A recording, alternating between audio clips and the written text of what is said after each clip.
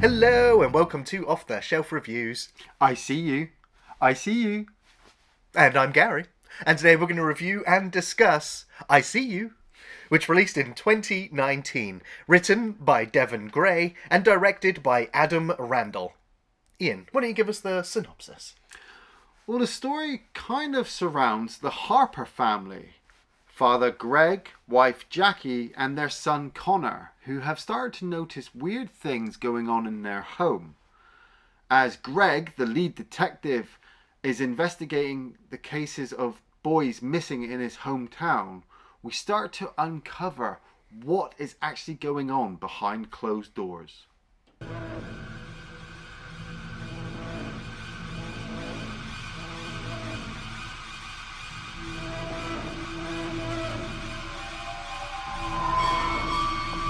So this film had a budget of around $5 million. Wow, So this was a really Yeah. fairly low budget independent movie that only grossed about $1 million at the box office. Yeah. However, it did do fairly well at the South by Southwest Film Festival, was picked up, I think, by Saban Films, and then eventually went to theaters and then to VOD and streaming sites, and has, as far as I can tell, been almost entirely forgotten. Yeah.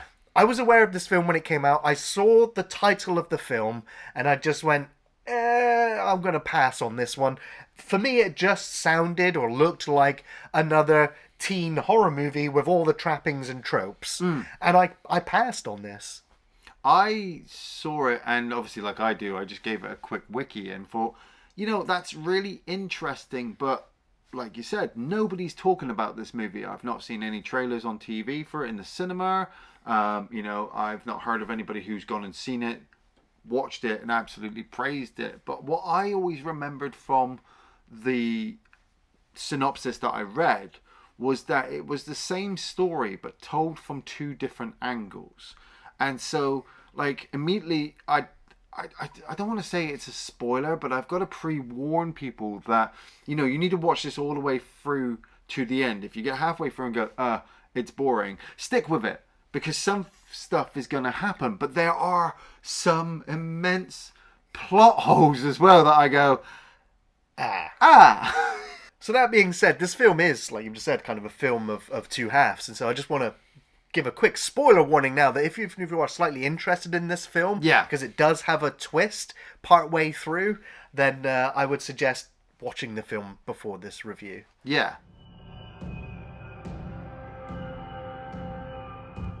Because the film starts, we're watching this boy ride through his town. It's got some really, really nice camera work in this film. And it sets up this boy, he rides down the country lanes. He's off on his own. It's like he is being watched. But then he's taken out. He's like, something takes him right off his bike. Completely. He goes flying through the air in slow motion. So like some kind of poltergeist, evil entity, whatever it is, has literally yanked him off his bike. And then we're cutting to the family home. And like you said, we've got Helen Hunt playing Jackie Harper. We've got John Tenney playing Greg Harper, and we've got Judah Lewis playing Connor Harper. And like, I didn't actually find anything else done by Adam Randall, the director, to make me go, oh, this is what he's done before, and this is what he's gone on to. This was all I could find that he's done at this moment. But he really did set up well with these three characters, this disorganized, fractured family.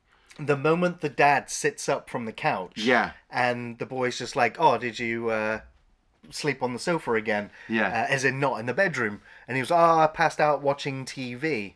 But we also noticed that the boy's also got bruises on his face. Yeah. So we find out that he's been fighting in school. We also find out that the reason why Dad's sleeping on the sofa is because of a relationship issue with his wife, with Helen Hunt. And we find out that she had an affair, and now this family is trying to forgive her and get things back together. But they're not making it easy for her, and she's trying, but at the same time, I'm looking at Helen Hunt and I'm like, I don't know what it is you're emoting. I'm so sorry. I have to bring it up. Like, I understand people get plastic surgery and people want to look as attractive or as, fashionable or as, I don't know, Young. as young as possible. Yeah. But it is so distracting because now, okay, granted that her character is been through some emotional turmoil, still is. Yeah. And we see her heavily medicating throughout the film, taking these pills. But so when she has this starry-eyed, looking off kind of reaction to stuff, I'm like, I don't know if she's trying to emote. I don't know if her face is going to enable her to be able to perform the way she used to. Yeah, I get what you mean. But at the same time, I think that works for her character as well. It maybe does. It maybe does. Helen Hunt's like, yeah, okay, she doesn't look as great as she did possibly when she was in Twister, but now as this kind of middle-aged woman who's gone through a rough time with her marriage, I am getting it from her character because strangely enough, the film doesn't focus on them all the time. Like the dad is the lead detective for a case in their hometown. We don't know where they live. Maybe I missed the town's name or at some point, but we just know that the dad is the head detective. He's got a partner, and that this boy that we saw at the beginning of the movie is just one of many other boys that have gone missing over the years. Now, 15 years prior to present day where we are now, other boys had gone missing, and this detective, like Greg, and his partner had captured a guy back then, and he's in jail. So you're like, oh, though that's the main focus of the movie, Right. Not the wife and the husband struggling through whatever relationship issues they've got. Because she comes home, doesn't she, and she finds the cable repairman is in the house, or the air conditioning repairman, and he goes, "Oh, your daughter let me in," and she's like, "But we don't have a daughter." Well, it's too late because he's already left at that point. Yeah. And so she's just sat there like, have I taken too many pills? Did I take the right pills this morning? Well, I don't know. Because instead of chasing him out the door and going, hey, wait, I don't have a daughter, who let you in? She just stands there like, oh. Well, she's also confused as well because all the silverware is missing. Right. Well, it's not the first thing as well because her favourite mug with the flower on it has Yeah. also gone missing. And of course, so she's blaming the son because she thinks it's his way of lashing out at her for having this affair. And so we're like, what's going on in this house? Something is doing something to this family. And of course, you see this beautiful array of family pictures going down the banister stairs. Yeah. And at one point, we see the characters, as we see them several times passing by them, we notice that one of the pictures is now missing. Yeah, it's just a frame.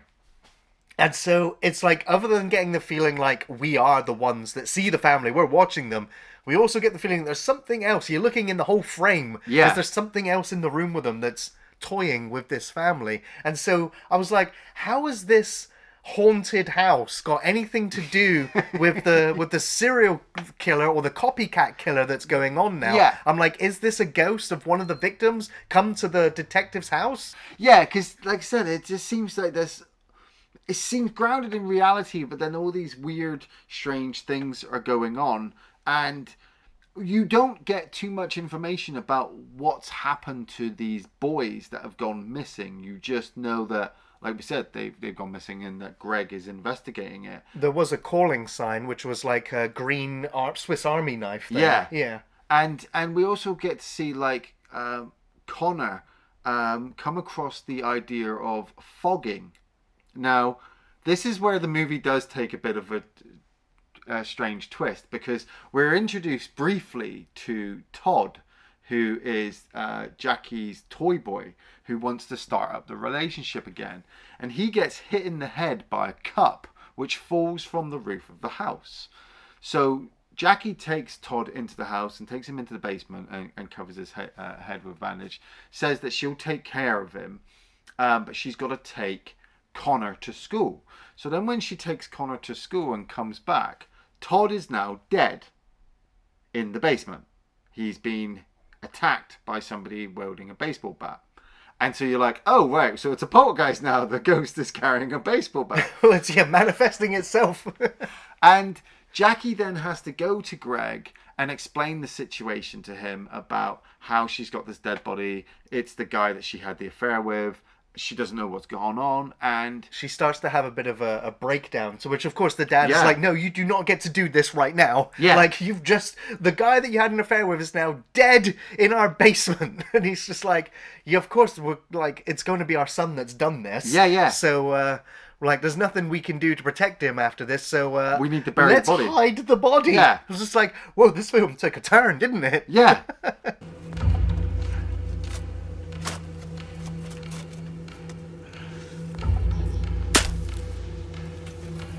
Okay. So they bury this body, and when they return home, they find their son tied up and gagged and kind of drugged in the bathtub. So then you're like, what the fuck is going on? Right. Cutting then to Alec and Mindy. Alec played by Owen Teague, and Lyde Barrere playing Mindy. And these are two homeless people who move into somebody's house, you know, big houses in America, and hide in the attic spaces and the crawl spots between the walls, and basically live in the house. And This is a real sort of phenomenon that Yeah. that people do. Yeah. There's weird reports and stories of people catching froggers living in their homes, and she goes on to explain, because she's filming it all. She's making a documentary on the frogging Yeah. lifestyle, and she explains that they're called frogging because they're like frogs, and they leap from pad to pad, Yeah. essentially from house to house, and try to. She explains that they try not to disturb the lives of the houses that they're in, but will hide in the attics or the basements or in spare bedrooms, which is a bonus. And then when the families are out, they'll eat their food and enjoy their homes, and then hide again when they return home. Yeah. I'm like, it's such a weird thing. And it's also, if you live in a large house on your own, you're going to feel the weirdness, yeah, like yeah. somebody is watching you. Yeah, yeah. I immediately got that feeling because, like, you've seen the phenomenon in the news and in certain films that we've reviewed as well. And what this film has done really quite well is it's done half the movie with these people in the background, but you don't know that until you're revealed to it.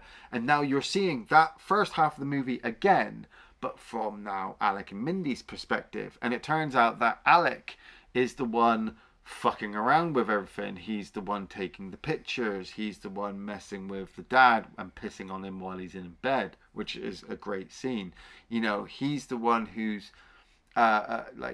he threw the cup at Todd. Now, because I like, there was a scene that almost took me out when he's standing over the dad and pissing on him. Yeah. I was like, how is he not waking up Yeah, from this? yeah. And I was like, now I was trying to remember. Is at one point I think he messed with the drugs, with the tablets, and put them in the water, or did something. I don't know Yeah. whether he also fed them to Mindy, the girl that he's with. I think so. Like this, Because he's like, you've got to stay hydrated, and I'm like, is he spiking their drinks and stuff? I don't. Well, this is this because the film, like I've said, there's what you consider maybe major plot holes, or maybe just well written sequences that you don't need to understand too much. But it's like Alec has planned to be in this house, because like I said, once we got into the part where he's kidnapped Connor, Mindy has seen Greg kill Todd in the basement.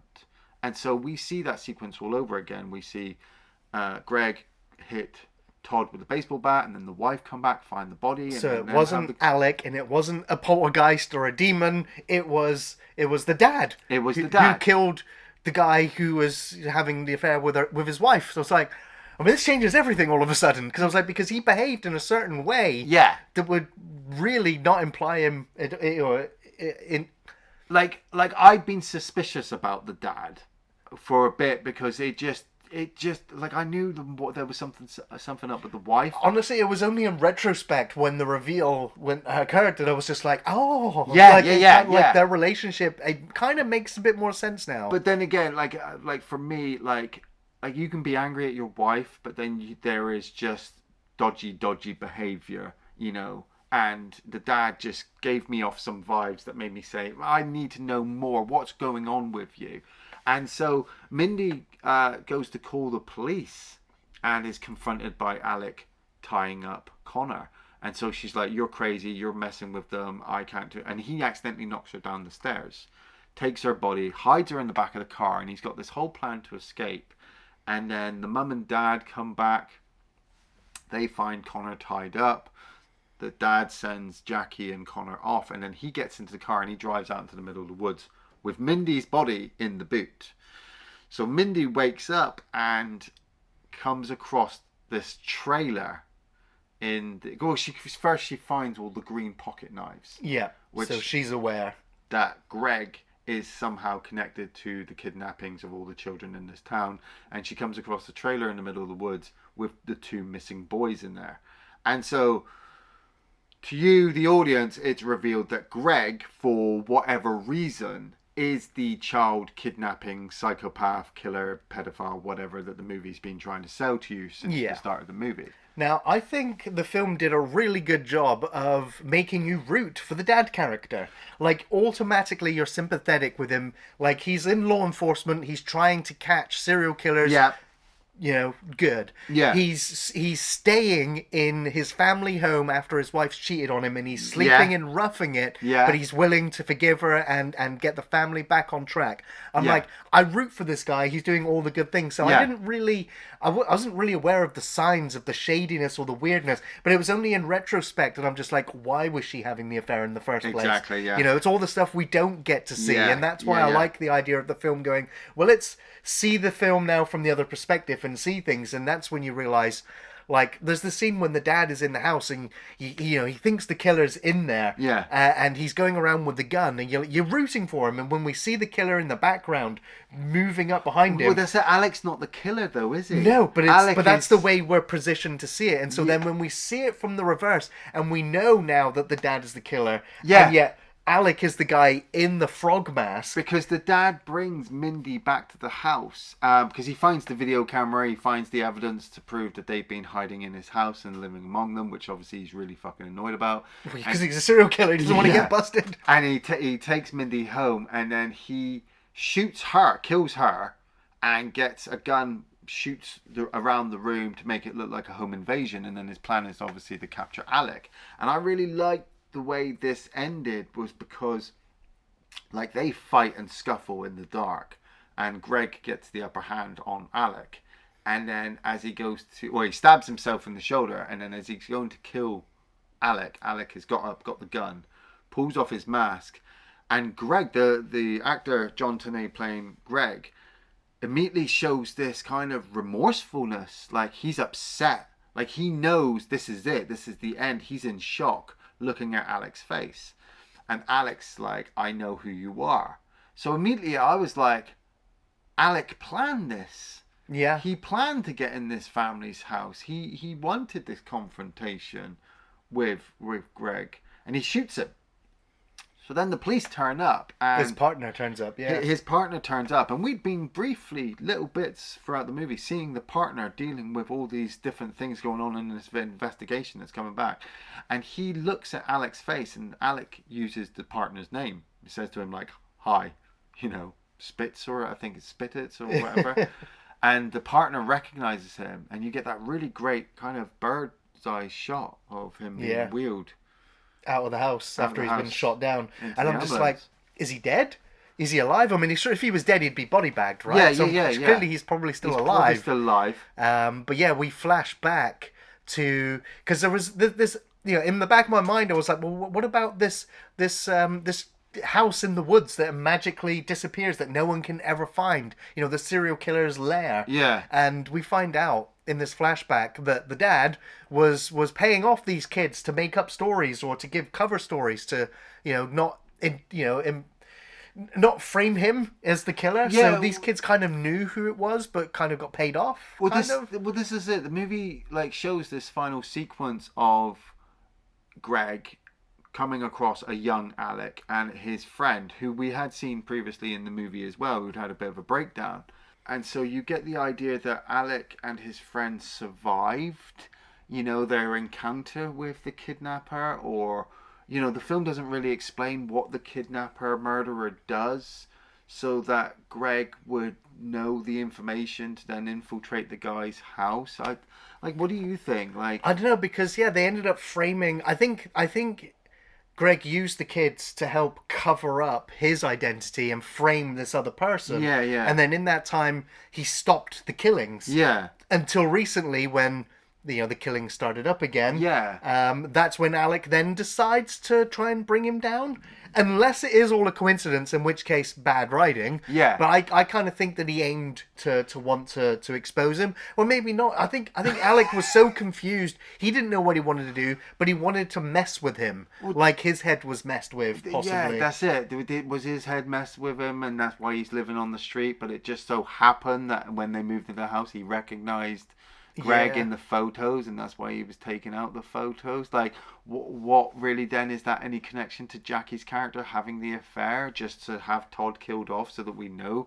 Like, that is a cool reveal halfway through that it is, Greg is the killer because he killed Todd. But then why was he like? I did like that bit where he kind of just walks out to his partner and goes, "Oh yeah, I found this. Like, I've just killed this man." Right. There's no empathy in me at all. But what's pushed him to that point? He even says it to Alec. Like, he tries to explain and justify his actions, and Alec goes, "I don't need to know," and shoots him. Right. And I'm like, I need to know, motherfucker! Oh. Well, Ian, what were your favourite scenes from the film? I had a few. Like, I really liked the sequence where the dad's in bed and the blanket just kind of gently gets pulled off of him. And you're like, oh, this is kind of the point where you're still kind of thinking it's supernatural. And you're like, oh, that's kind of creepy. And then later on, you see the same shot again. Quilt gets pulled off him, but it's Alec pulling it off. And then he stands on the bed and pisses all over the dad. So when the dad wakes up previously and you're like, oh, it wasn't him wetting the bed. I really liked some of the shots with Alec in the monkey mask. Right. You know, the way he kind of would appear from the darkness or the way he would look. It's that moment when Helen Hunt's like looking and you see the shape of the mask under the bed and you're like, oh, it's a weird thing. Yeah. We didn't realise that was actually somebody laying there with the mask on. Yeah, yeah, in the darkness. I kind of like the cool twist, you know, midway through where they're like, oh yeah, we're living in the house. It made me unsettled in my house, thinking, oh, I need to go check some rooms and some corner spots just to make sure there's no fucking hobo living in them.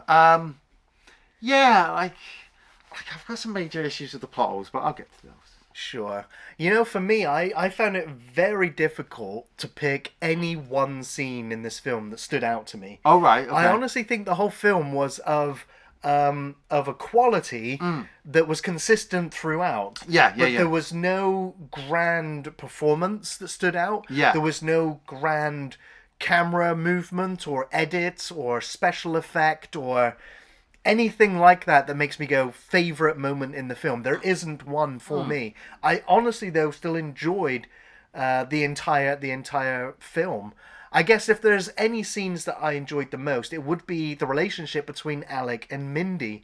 I thought these two actors were the highlight of the film. Yeah. He was, you know, we could tell that there was something quite off with him from the get-go. The fact that these two characters didn't really know each other very well, but she's from word of mouth been told that she can trust Alec, and then watching him continuously mess things up for her, where she's just like, look, we do this by the book, it's not fun, you know, this is a way to live, and we respect the houses and the people that live in the houses that we are stealing from, essentially. So I really liked the interplay between them both as things deteriorated to the point where they ended up fighting, and she of course ends up getting knocked out.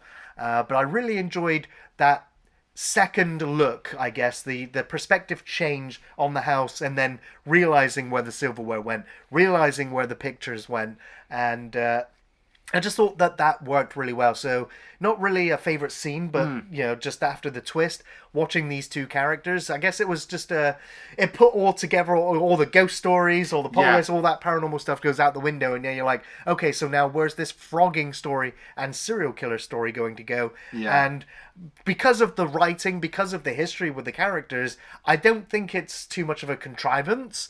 I think it kind of makes more sense this way, and so I thought it was actually pretty clever writing here. So yeah, no real favourite scenes, which is odd, because I kind of enjoyed the whole film.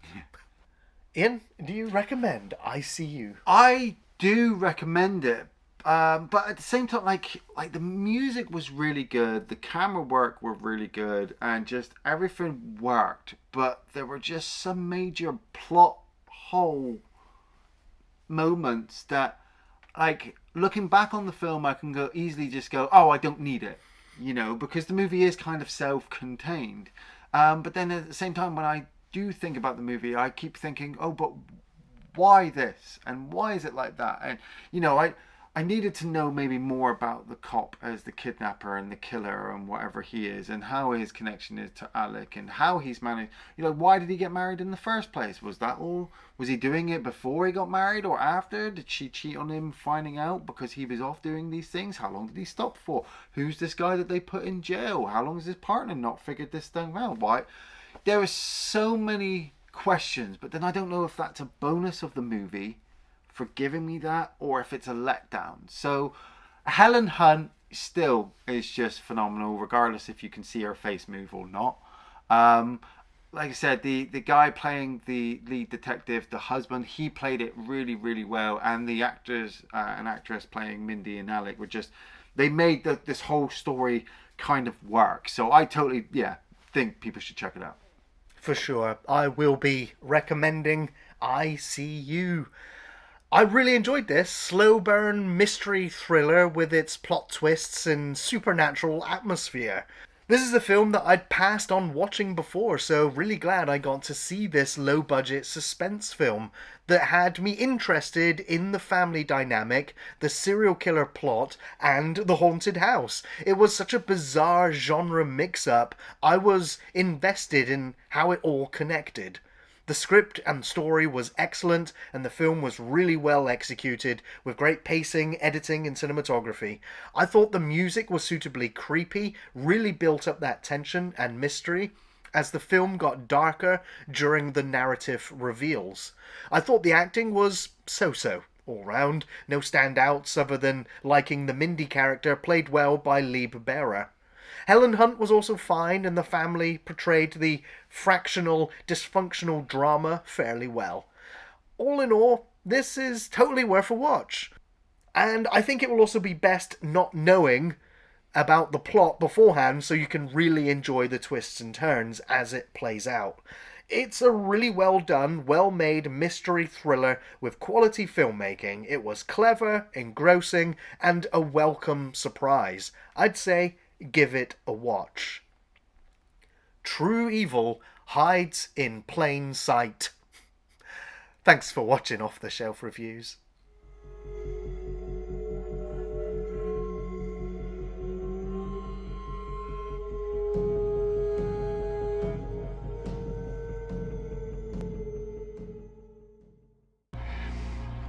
You don't understand. When I was a little boy, I didn't give a fuck.